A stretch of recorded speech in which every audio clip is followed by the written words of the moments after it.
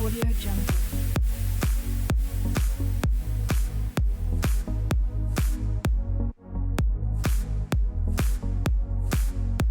Audio Jungle.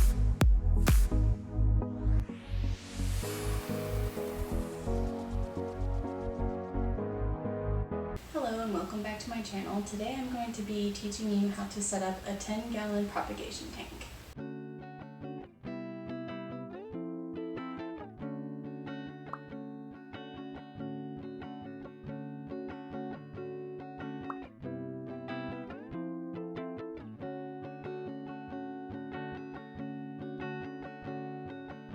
So I have gathered the items and the tools you will need to build your own propagation tank. We have right here is a 10-gallon tank. This is one I previously had set up as an aquarium and cleaned out. You can get any size that you choose. I would recommend buying one used as they're generally a lot cheaper and you can find them on Facebook Marketplace or whatever local sales pages you may have. You can also wait until Petco is doing their $1 per gallon sale. I wouldn't recommend you pay more than $1 per gallon for a tank. I have a plexiglass lid cut to fit the top of the tank, and there's a hole drilled into it so it's easily removable, as it does fit snugly into the top. You can get the plexiglass from Lowe's and get it cut at Lowe's as well if you don't want to cut it yourself. I would recommend that you tell them the dimensions you need and ask them if they can cut it from scrap, as it'll generally be a lot cheaper than buying a whole new sheet. There are several names for this. I usually call it egg crate, but it's also called light diffuser. You can get this at Lowe's as well in the lighting section. This egg crate is what we're going to use to create our false bottom. So a false bottom is basically a raised layer in the bottom of your tank that will allow water to drain through it. And false bottom is a term that is used in a lot of vivarium or terrarium hobbies. This is mesh screen. This is what we're going to wrap around the egg crate so that water can pass through our drainage layer but not our soil. You can also get this at Lowe's or probably any home improvement store. It's found in the window section. We're going to need a bunch of zip ties. I don't know where you get these. Where do you get these? Hardware section of any Lowe's, Home Depot, Thank you. Ace Hardware, anything like that. You're also going to need a light for your propagation tank. I recommend an LED light with as high of a Kelvin rating as you can find, but really any light with a decent output will work. You don't, however, want to get something that gets very hot and then sits very close or on top of your plexi, because you can warp or melt your plexi, and it'll also get very hot inside of your tank if your light bulb produces a lot of heat. This is from Amazon. I've been very pleased with this light. You're also going to need your soil media of your choice. This is just perlite, peat, sphagnum peat, and sand mixed together. Obviously you're going to need more than this. This is just representative. And then you're also going to need, I guess this is really optional depending what size you want to make your false bottom. I don't like egg crate showing at the bottom of the tank, so I'll show you how I set it up so that it looks nicer. But if you want it to look nicer, you're going to want some sort of rock media. So this is turfus. It's very lightweight, so I prefer using it to gravel or pebbles, but you can also use gravel or pebbles or even mica. All right, let's get started. So step one is we're going to want to figure out how large we need to cut our egg crate. So what I generally do for my false bottom, so it's going to fit, so this, I'm going to have a top piece, and then I'm also going to create legs all around that it'll stand on. So what I generally do, and I also I don't like to have these bare teeth on my egg crate when I'm making my false bottoms. I like to have all my edges in with an actual, I'm not sure what to call that, with an actual piece. So, I want this to be smaller. I want my false bottom to be smaller than the size of the tank so that I have a perimeter all around the false bottom that I can put the turquoise around.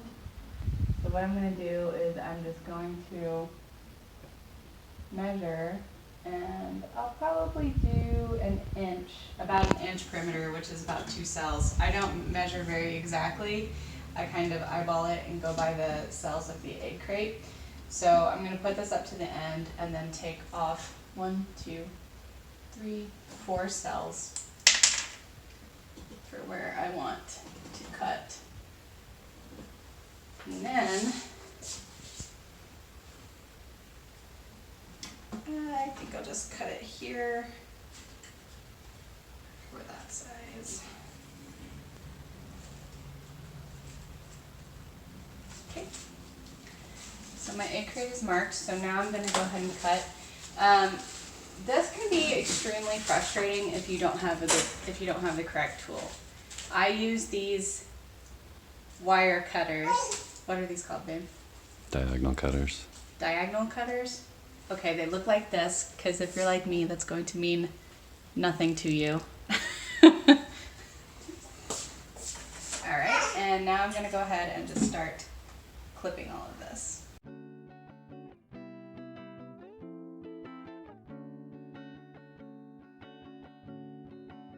So we have all of our egg crate cut. We have our top, and then we have our 4 legs. So we're going to attach them as such, and once everything is propped up, we're also going, so where we're going to zip tie is we're going to zip tie the top to the legs, and we're also going to zip tie the supporting legs to each other.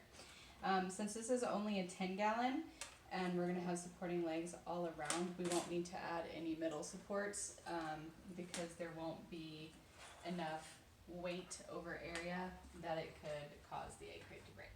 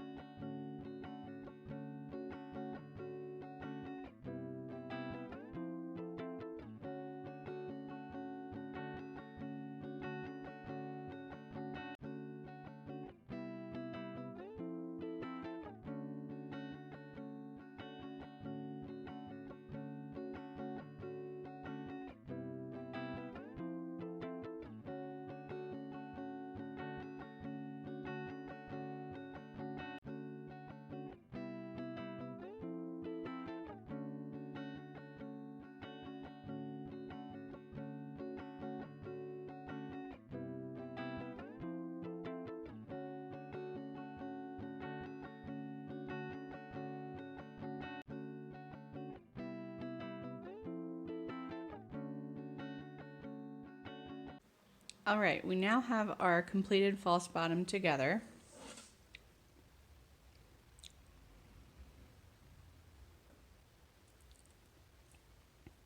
It's nice and sturdy. That's me. You probably can't tell from the video, but I'm pressing down just to ensure it's not flexing anywhere. All the sides are nice and stable. Here the false bottom is positioned in the tank. We have about an inch for a drainage layer, and as you can see, we do have about an inch around the perimeter, which we will fill with turfus so that we can't see the egg crate from the outside of the tank. But before we do that, we need to attach screening all around the egg crate so that dirt doesn't fall into our drainage layer, and also so that the turfus which we're positioning around the perimeter doesn't just fall back into the egg crate as well. All right, so now that we have our false bottom, we need to cover it in our screening. I think the best approach to this is like you're wrapping a birthday present or a Christmas present. A holiday present.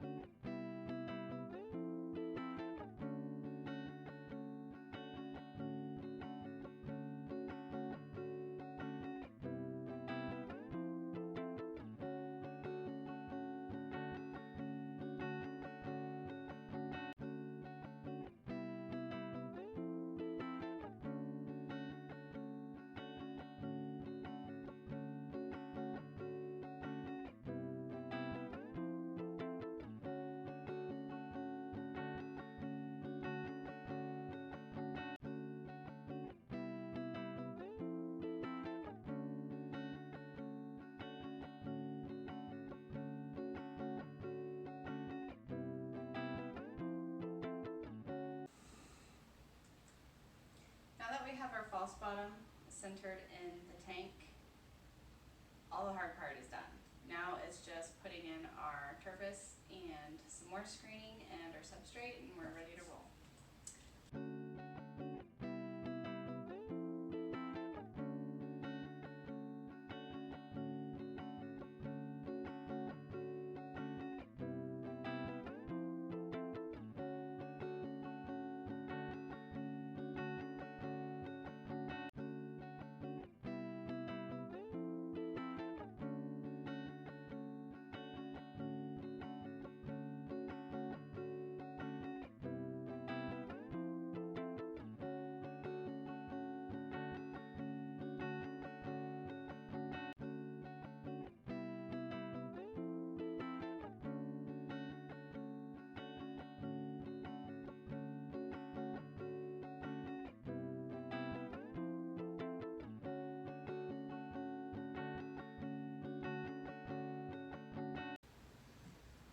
Alright, so our sides are filled in, it's nice and level, and this is what it looks like. You can see that this will allow water in your tank to drain through your false bottom and go to the bottom layer, and it will also drain through your turfus.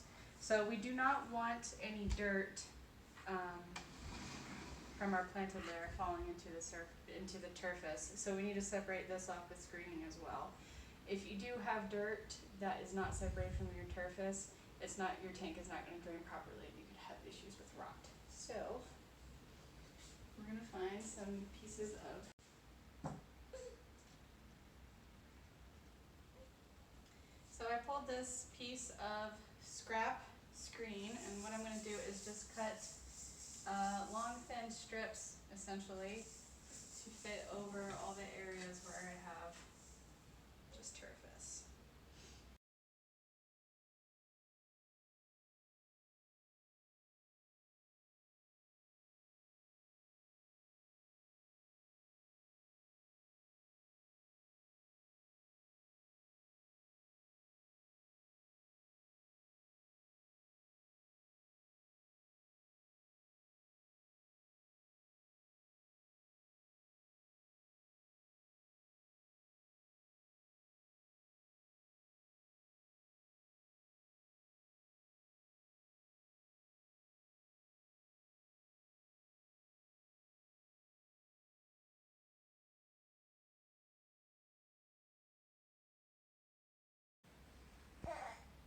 Okay, so we have all of our screening in, so now we're going to put in our substrate layer.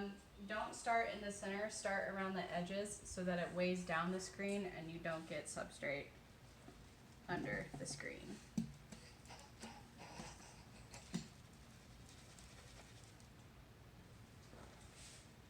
So we're going to go outside in. Let's get this sprayed down, and then we're going to add our Springtails.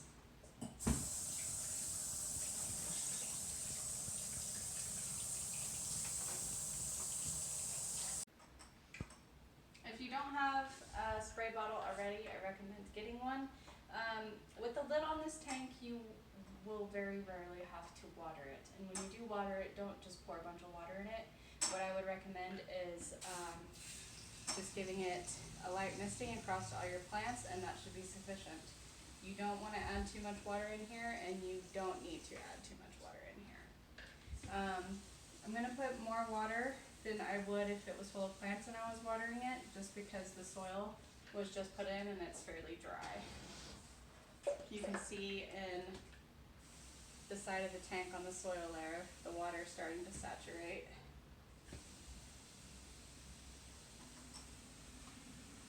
This is also a good way to clean up the sides of the glass after you first set up your tank.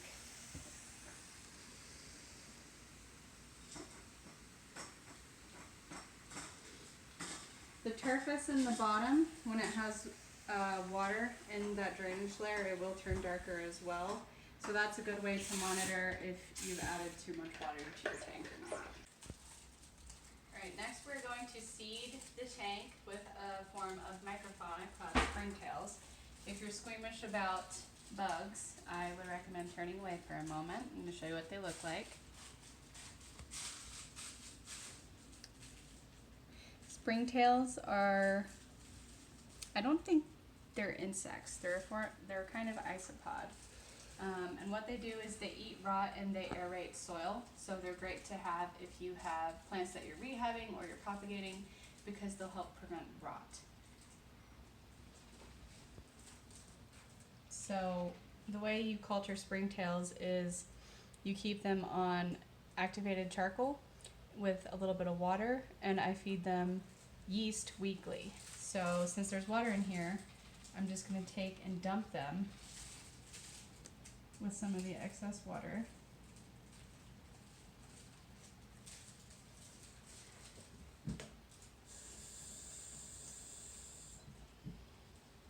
I still have plenty left in my culture, as you can see.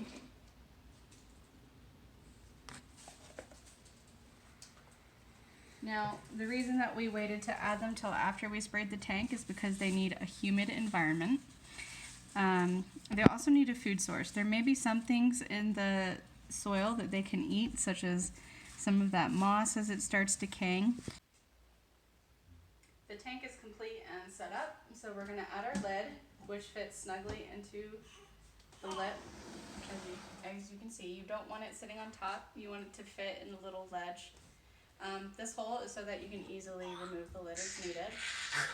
So what we're going to do is, since this is complete, we are just going to set it up and see how it looks. I'll include a link in the description to get one of these LED tank lights. This we purchased on Amazon. I think it was about $15 or $20.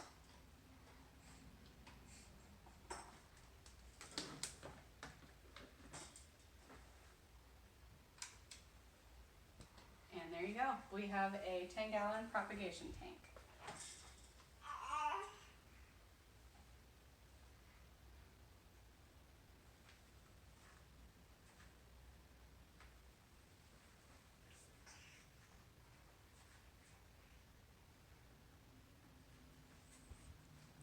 Thank you for watching my video on how to set up a propagation tank, and tune in next time.